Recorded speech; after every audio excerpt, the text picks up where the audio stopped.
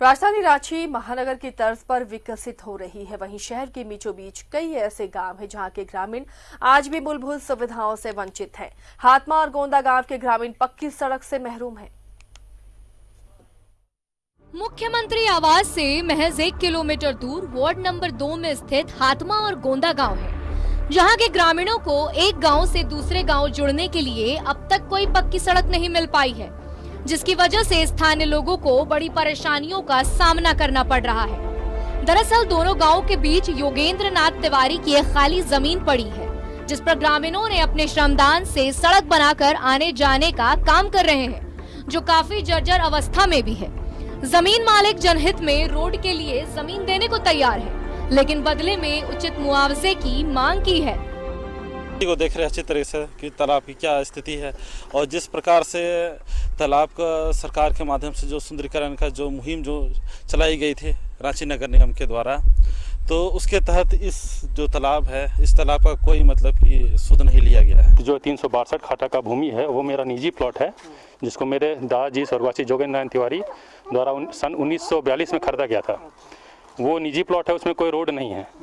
अभी ग्रामीण के द्वारा उसमें खाली पड़े रहने पे रोड का उपयोग किया जाता है और ग्रामीण का मांग ये है कि उसमें रोड निकाला जाए।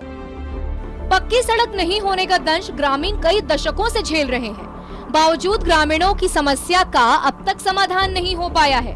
दरअसल ग्रामीणों को पक्की सड़क नहीं मिलने में बाधा दोनों गाँवों के बीच पड़ी खाली निजी जमीन बन रही है। अब नगर निगम या फिर सरकार की पहल पर ही ग्रामीणों की समस्या का निदान हो पाएगा।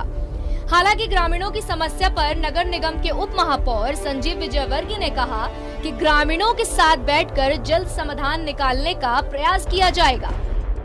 मुझे जानकारी है कि वो किसी न किसी की निजी जमीन है और कोर्ट में भी मामला चल रहा था जो उनके पक्ष में आया था, जिस कारण रांची नगर निगम के माध्यम से एक बार योजना स्वीकृत हुई थी, वो पैसा भी वापस हुआ था।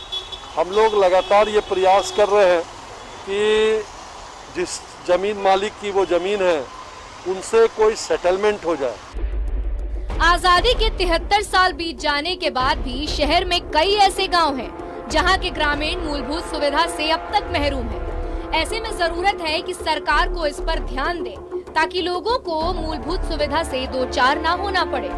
न्यूज़ 11 भारत के लिए रांची से दीपक उर्राव की रिपोर्ट।